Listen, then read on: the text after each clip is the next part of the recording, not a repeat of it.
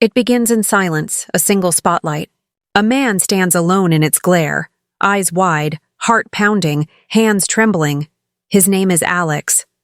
And in this moment, he feels the world shrinking around him. The crowd before him fades into a blur of shadows. Their whispers melt into one heavy sound, the sound of expectation. He's seconds away from presenting the idea that could change his life. Months of preparation, nights without sleep, dreams built on fragile hope, all leading to this moment.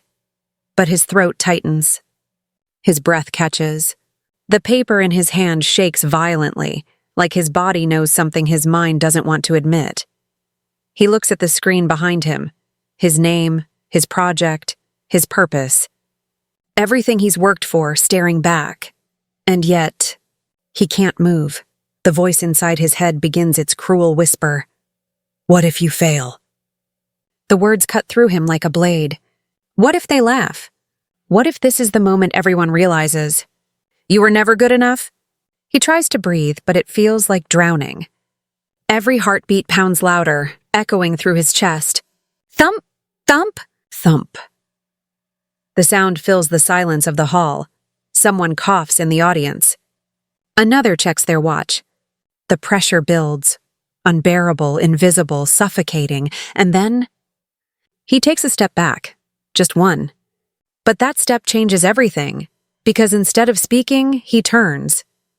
He walks off the stage. The audience gasps. Someone calls his name, but he keeps walking. Through the curtain, down the corridor, out the door, until the applause he never earned fades into silence. Outside, the cold night air hits his face. He feels small beneath the city lights. He wanted to stand tall, to inspire, to be seen. Instead, he ran. He tells himself it's okay. He'll try again next time. But deep down, he knows there won't be a next time, because what he just felt, that fear, isn't something that disappears. It grows. As he walks home, the city feels louder, colder, crueler. Every billboard, every glowing window, every passing stranger, they all seem to whisper the same truth. You failed. He reaches his apartment and drops his bag on the floor. The sound echoes in the empty room. He sits in the dark, replaying the moment again and again. The silence, the whispers, the turning away. And slowly the shame begins to settle in. Not the kind you can wash off or ignore, but the kind that burrows deep inside, that rewrites who you think you are. He whispers to himself, almost too quietly to hear, I couldn't do it. Then the question follows, the one that keeps us all awake at night. Why do I keep being so afraid? His phone lights up. A message from a friend. Hey, how'd the presentation go? Alex stares at it for a long time. Then he turns off the screen. He can't face it. Not yet. He lies back, staring at the ceiling, feeling the weight of what he ran from. And for the first time in his life, he realizes something terrifying. It wasn't the failure he was afraid of. It was being seen failing, because in his world, failure meant you weren't enough. And nothing scared him more than that. The city hums quietly outside his window. He closes his eyes, but there's no sleep. Only the echo of that voice, whispering again and again. What if you fail? What if you fail? What if you fail? The next morning, sunlight creeps through the blinds. But Alex doesn't move. He lies in bed, staring at the cracks on the ceiling, feeling like something inside him cracked too. He can't stop thinking about the night before. The stage, the silence, the way he turned away. It replays like a scene he can't edit out of his own life. But this fear, this paralysis, it didn't start last night. It's been there all along, growing quietly, shaping him one small moment at a time. When Alex was a child, failure wasn't just discouraged, it was punished. He remembers sitting at the kitchen table, his math homework in front of him, a single red X on the page. His father's voice echoed in his ear. You're smarter than this. You can't afford to make mistakes. That sentence stuck. It wasn't said in anger, but it carried a weight he could never quite put down. At school, whenever he stumbled, teachers told him to try harder. When he succeeded, they said, "See? You're gifted." And so, little by little, he learned something dangerous, that his worth depended on how well he performed. If he failed, he was nothing. If he succeeded, he was loved, so he started chasing that love, that validation, like oxygen. Every grade, every competition, every nod of approval became a lifeline, and it worked. For a while, he became the kind of person people admired, the talented one, the responsible one, the guy who always seemed to have it together. But behind that calm, confident surface was a constant hum of fear, the terror of being exposed as a fraud. The truth was, he wasn't fearless. He was just careful. He only said yes to things he already knew he could do. He avoided risks, avoided chances, avoided any possibility of falling short. It looked like discipline. But it was fear, perfectly disguised as control. Years later, that same mindset followed him into adulthood. At work, he was known for precision. Every report flawless, every presentation polished. But when it came to innovation, when it came to stepping into the unknown, he froze. He watched others take risks, pitch wild ideas, chase new ventures. And he told himself, "I'm not ready yet." He didn't know that not ready was just another way of saying, "I'm scared." The truth was, he was terrified of disappointing anyone, his boss, his parents, his friends, himself. He didn't realize that by avoiding disappointment, he was slowly disappointing the one person who mattered most, the version of himself that once believed he could do anything. Later that day, Alex sits at his desk scrolling through his inbox. There's a new message, a polite rejection for a project he submitted months ago. He stares at it blankly. Then, without thinking, he drags the email into the trash. He tells himself it doesn't matter, that he didn't care that much anyway. But that's another lie, because deep down, every no feels like proof of what he's always feared, that maybe he was never good enough to begin with. He looks around his apartment, spotless, organized, quiet, everything in its place, except him. He pours himself a cup of coffee and sits by the window. The city moves outside, people rushing, laughing, living. He watches them and wonders, how do they do it? How do they try and fail and keep going like it doesn't destroy them? He envies that kind of courage, the kind that doesn't wait for perfection. That night, Alex pulls out an old photo album. Inside, there's a picture of him as a kid, smiling proudly, holding up a messy finger painting. He remembers that day, how his mom smiled, even though the colors were smudged and uneven. He stares at the picture for a long time. Somewhere along the way, that fearless kid, the one who created without worrying if it was good enough, got lost. And now, sitting in the glow of his desk lamp, Alex whispers to himself, "What happened to you?" There's no answer, just silence. And that silence feels heavier than failure ever could. The night deepens. The city lights flicker outside. And in that quiet, a small truth begins to form. Faint, but undeniable. He's been living his life avoiding pain, disappointment, rejection. But in doing so, he's avoided living altogether.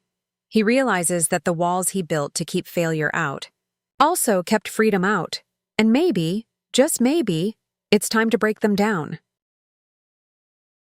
A few weeks pass. The world moves on, but Alex doesn't. He tries to bury himself in work, answering emails, attending meetings, nodding when others talk. He smiles when he needs to, laughs when expected. But inside, there's only noise. That presentation he walked away from still haunts him. Every time he opens his laptop, he sees the file. Project Aurora. The dream that died before it had the chance to begin. He avoids it for days, then weeks. But one morning, an email appears in his inbox. Subject line, Aurora, meeting opportunity. He freezes. The message is from a company he once admired, an investor group that somehow found his old proposal online. They're interested. They want to hear his ideas. Are you available to pitch next Tuesday? For a moment, time stops. This is it, his second chance. The opportunity he's been wishing for since the night he walked off that stage. His hands hover over the keyboard. His heart races. He can already imagine it. Redemption, success, validation. But then, the fear returns. It starts small. A whisper. What if you fail again? What if this time it's worse? The whisper grows louder. What if you choke in front of them? What if they see you for who you really are? An imposter. His fingers tremble above the keyboard. He doesn't reply. He tells himself he's too busy, that the timing isn't right, that he'll email them later once he's prepared. But he knows the truth, he's not preparing. He's hiding, days pass. Tuesday arrives. He's supposed to be there, in that glass meeting room downtown, presenting his dream. Instead, he sits at his desk, staring at his reflection in the dark screen of his laptop. Outside, the city hums with energy. Somewhere out there, people are chasing their goals, daring, failing, trying again, and here he is, still stuck. He knows what he's done. He didn't reply to the email, didn't take the meeting, didn't even try. Someone else did. Someone else stepped up, pitched their idea, one eerily similar to his, and they got the deal. He watches the announcement pop up on social media. Photos of smiling faces, a handshake, the words Innovation Award in bold text. That was supposed to be him. But instead of anger, all he feels is emptiness.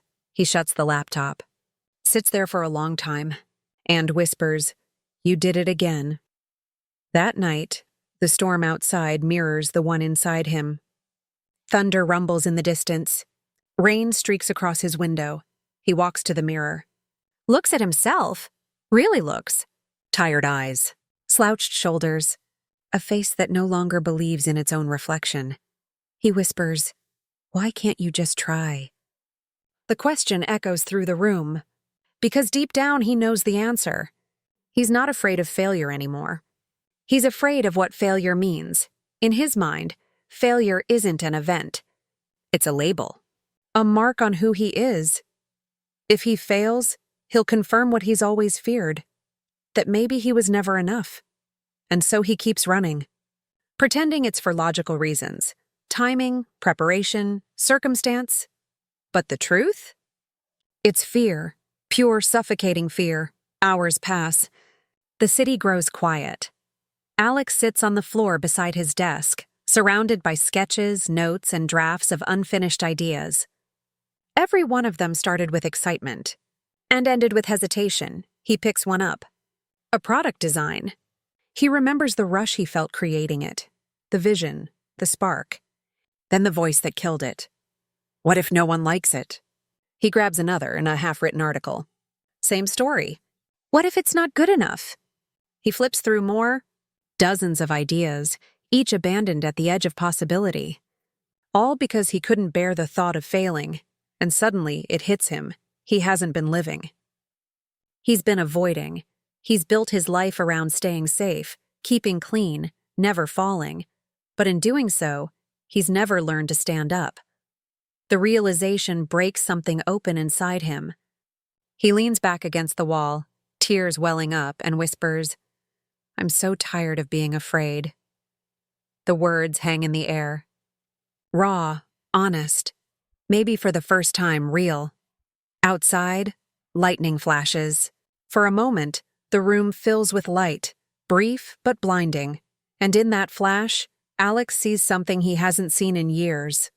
His reflection, eyes red, face streaked with tears, but alive. There's pain, yes, but also something else. A spark. Because sometimes it's only when you reach the bottom that you finally see how much light you've been missing. He takes a deep breath. For the first time, he doesn't push the feeling away. He lets it sit there. The fear, the regret, the exhaustion. Maybe this is what breaking feels like. And maybe that's not such a bad thing. Because when something breaks, you finally get to decide how to rebuild it. The rain hasn't stopped for 2 days. Gray clouds hang over the city like a curtain that refuses to lift. Alex sits by his window, watching droplets trace lines down the glass. Each one looks like a thought sliding away, fading before it ever reaches the bottom. He hasn't opened his laptop since that night. He hasn't talked to anyone either. He's stuck in that silent space between regret and surrender. Eventually, he grabs his coat and steps outside. He doesn't know where he's going. He just needs to breathe something other than the stale air of his apartment. The streets glisten with puddles. Umbrellas move like shadows. He walks aimlessly until he finds himself in front of a small cafe tucked between two bookshops. Its sign half faded. Its lights warm and inviting. He hesitates for a moment, then steps inside. The bell above the door jingles softly. Inside, it smells like coffee and rain. There are only a few people. A couple whispering near the window, a student typing on a laptop, and an old man sitting alone in the corner sketching in a notebook. Alex orders a drink and takes the seat next to the window. He watches the steam rise from his cup, his thoughts as foggy as the glass beside him. After a few minutes, the old man glances over. "Rough day?" he asks, voice gentle but clear. Alex gives a small, tired laugh. "Something like that." The man nods knowingly. "Mind if I ask what happened?" Alex hesitates, but something about the man's tone feels safe. So he tells him about the presentation, the fear, the silence, the chance he let slip away, the regret that won't leave him alone. The old man listens without interrupting, occasionally nodding, his eyes filled with quiet understanding. When Alex finishes, the man leans back and says softly, "You know, I once failed in front of hundreds too." Alex looks up. "Really?" The man chuckles. "Oh, worse. I was a painter. I poured everything into my first exhibition. Years of work, all my savings. I thought it would change my life." He pauses, smiling faintly at the memory. But nobody came. Not one person. Just me and a room full of paintings no one wanted to see. Alex frowns. "What did you do?" The man shrugs lightly. "I sat on the floor, surrounded by my failures, and cried." He smiles. "Then I got up." Alex blinks. "That's it." "That's it," the man says simply. "See, I thought that night was the end of everything. But later I realized that failure was the beginning. It taught me who I really was without the applause." He taps his sketchbook. "People think failure means you weren't good enough. But really, it means you were brave enough to try. Most people never even get that far." Alex stares at him, unsure what to say. The man continues, voice calm and measured. "Let me tell you something. You can't escape failure. You can only choose how it shapes you.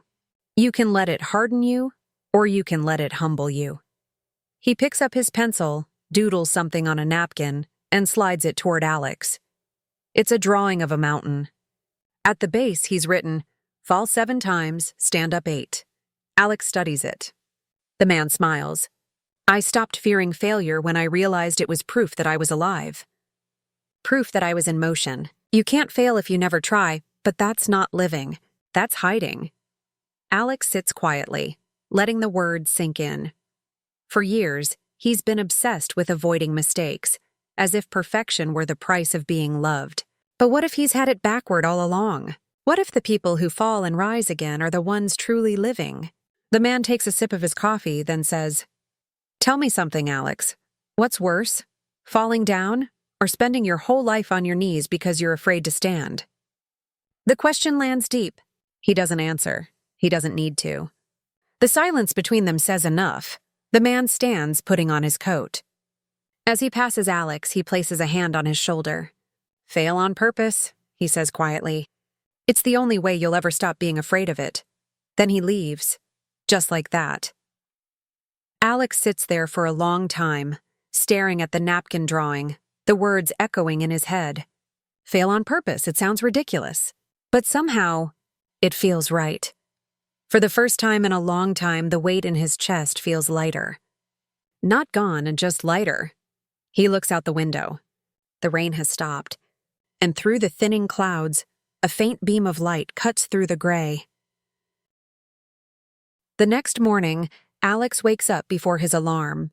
For the first time in weeks, the air feels lighter, as if the storm that had been following him finally lost its way. He walks to the kitchen, makes coffee, and finds the napkin the old man drew on the day before. The mountain. The words, "Fall 7 times, stand up 8. He sets it beside his mug, and for a long moment, he just stares at it. Then something shifts. He grabs his laptop, opens it, and pulls up the half-finished project he abandoned months ago, the one he quit after convincing himself it wasn't ready. He scrolls through the old drafts. The imperfections jump out instantly. The awkward phrasing, the missed details, the clumsy edits. And yet, it doesn't sting the way it used to. Instead, he smiles. Because now, he doesn't see mistakes. He sees progress. He starts typing. Slowly at first, then faster. Not worrying if every line is perfect.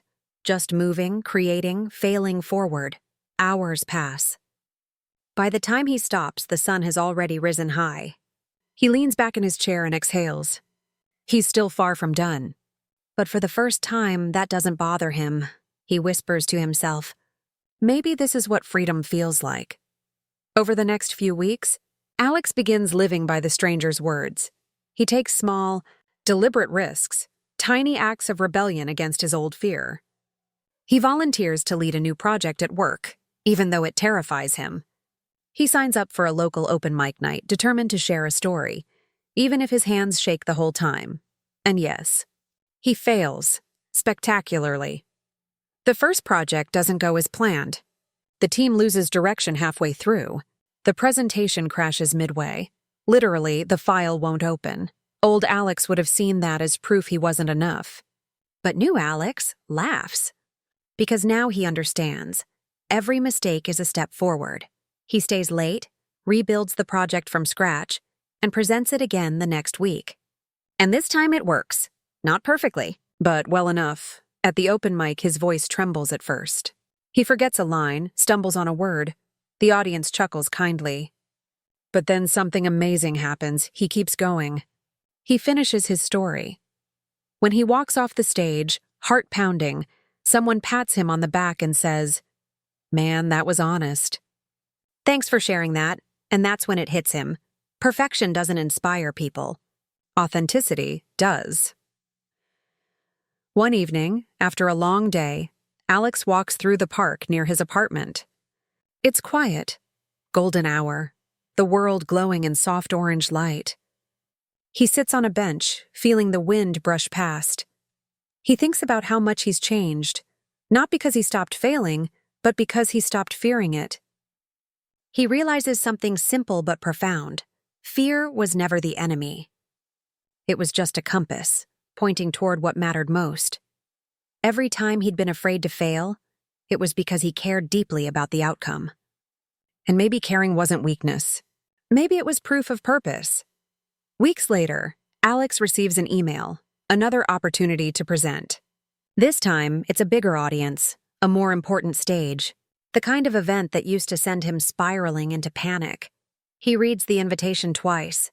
Then he smiles, because now he doesn't ask, "What if I fail?" He asks, "What might I learn if I do?"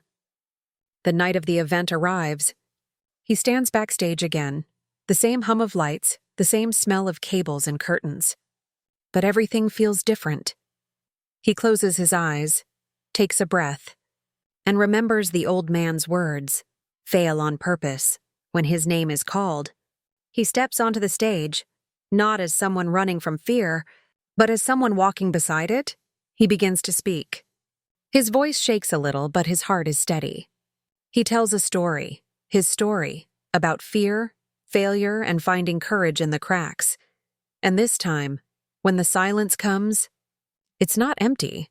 It's full of attention, of presence, of people listening. He finishes his talk. There's a pause, then applause, not thunderous, not overwhelming, but enough. He smiles, not because he succeeded, but because he showed up, and that, he realizes, is the real victory. That night, back at home, Alex places the napkin drawing inside his journal. He writes beneath it, "I fell, and I stood back up." He closes the notebook, exhales, and looks out the window. The city glows softly beneath him, alive, imperfect, and beautiful. For the first time in years, he's not afraid of tomorrow. Because now he understands, every failure is a step closer to who he's meant to become. It's been 6 months since that night. 6 months since Alex stepped onto that stage, not to impress anyone but to prove something to himself. And now, life looks different. Not perfect. Not flawless. Just alive. He still fails, often. But now, he wears his mistakes like badges instead of bruises.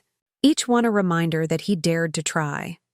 At work, he's no longer the quiet perfectionist hiding behind spreadsheets. He's the one suggesting new ideas, taking risks others avoid. Sometimes they work. Sometimes they don't. But people notice something different about him. A calm confidence that doesn't come from always being right, but from knowing he can recover when he's wrong. When someone on his team messes up, he doesn't criticize. He smiles and says, "Good, now we know what doesn't work." That's progress. They laugh, but they also listen. Because they see it in his eyes. He means it. He's become the kind of person he used to look for. Someone who makes others feel safe to fail.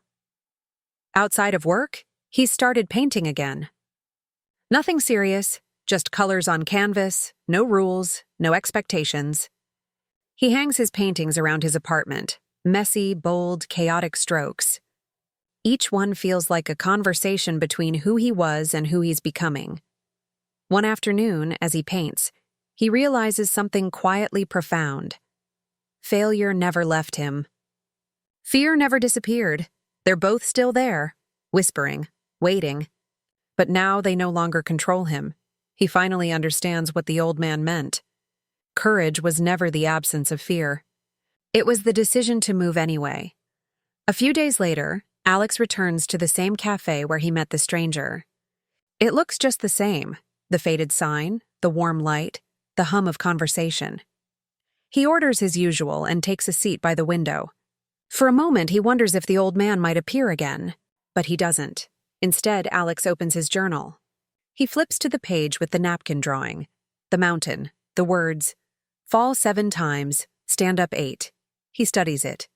Then, he pulls out his pen and adds a new line beneath it. "And when you stand, look back, so others know they can too." He smiles softly. Because that's what this journey has really been about. Not just learning to rise, but learning to rise in a way that helps others rise too. That evening, Alex walks through the city as the sun sets. The streets glow gold and amber. People move in every direction, laughing, talking, rushing to somewhere.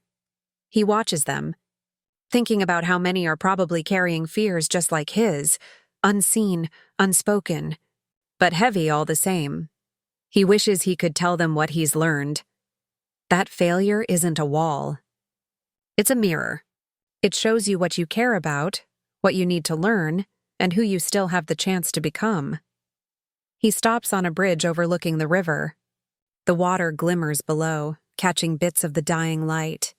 He whispers into the air, not to anyone, but maybe to everyone. It's okay to fall. Just don't stop climbing. As night settles, Alex heads home. He passes by a street musician playing a soft melody. Raw, imperfect, beautiful. For a moment, he stands there, eyes closed, letting the music wash over him. It's full of missed notes, but somehow, that's what makes it perfect. He smiles, feeling something deep and quiet settle inside him. Peace. Because for the first time, he's not trying to outrun fear or failure. He's walking with them, side by side, one step at a time, up the endless climb of becoming who he was always meant to be. Maybe Alex's story feels familiar. Maybe it even feels like yours, because the truth is, we've all been Alex at some point. Standing on the edge of something we care about, hearing the voice of fear whisper, "What if you fail?" And for most of us, that question is enough to stop us before we ever start. But here's what we rarely ask ourselves. What if you don't? What if the fear of failure is actually keeping you from the life waiting just beyond it? Failure has a way of disguising itself as protection. It tells you not to try, not to risk, not to hope, so you won't get hurt. But in doing so, it quietly steals something far greater: your chance to grow, your chance to live fully. Alex spent years hiding from failure, believing that safety meant success. But safety isn't living. Safety is a slow kind of dying, the kind where you stop chasing what sets your soul on fire. It wasn't until he failed on purpose that he discovered something most people never learn. That falling doesn't mean you're broken. It means you're becoming. The truth is, every person you admire has failed, and not once, but repeatedly. The difference between those who make it and those who don't isn't talent, or luck, or timing. It's the willingness to keep standing up, again and again, even when it hurts, because every failure carries a hidden gift: wisdom, resilience, humility, direction. You just have to look close enough to see it. Fear will always be there. That's something Alex finally learned. It doesn't disappear just because you've grown stronger. It just changes shape, from something that blocks you into something that guides you. So the goal isn't to destroy fear. It's to walk beside it, to listen when it warns you, but to keep moving when it tries to hold you back. Because courage isn't found in the absence of fear. It's found in the decision to act while you're afraid.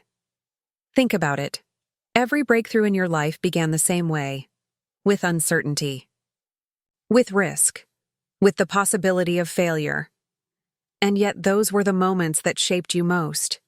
Not the easy wins, not the times everything went smoothly, but the ones where you stumbled, learned, adapted, and rose again.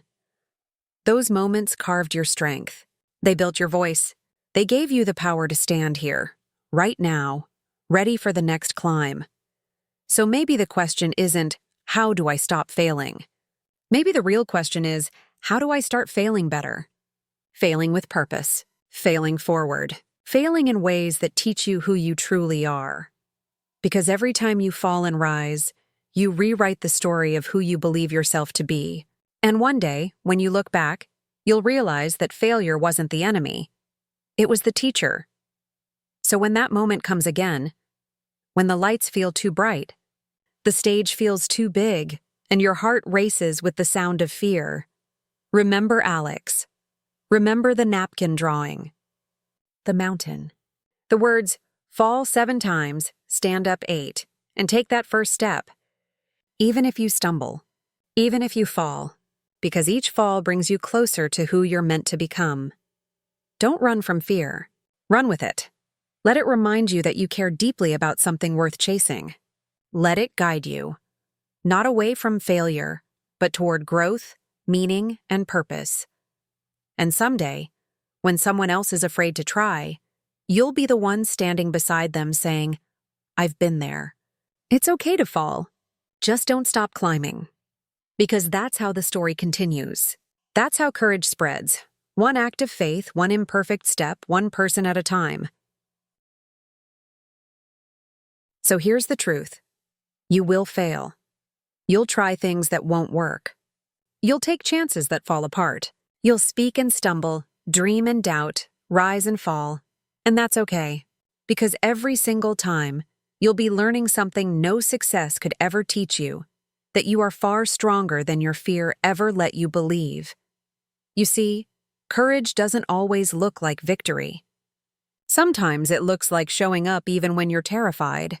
Sometimes it's just one shaky breath before taking the next step. And that one step, that's what changes everything. Because the truth is, you don't have to be fearless to move forward. You just have to move with the fear, one imperfect, determined step at a time. So wherever you are right now, whatever dream you've been putting off because you're scared of failing, this is your sign. Try, fall, learn, try again. You don't need to be ready. You just need to begin. The fear will fade the moment you act. And what's left will be something far greater. Pride, purpose, growth, and peace. If this story spoke to you, if it reminded you that you're not alone in your fear, and that failure isn't the end, but the beginning, then share it with someone who needs to hear it too. Because maybe they're standing on their own edge tonight, waiting for a voice to remind them it's okay to fall, as long as they stand back up. And if you'd like more stories like this, more reminders that you can rise, even when everything inside you says you can't, then stay with us. There are more stories to tell, more lives to touch, more mountains to climb. So take a deep breath, look fear in the eye, and step forward anyway, because you were never meant to live small, to hide, to play safe. You were meant to move, to fall, to rise and to keep climbing, until one day, you look back and realize you were never really falling at all. You were flying.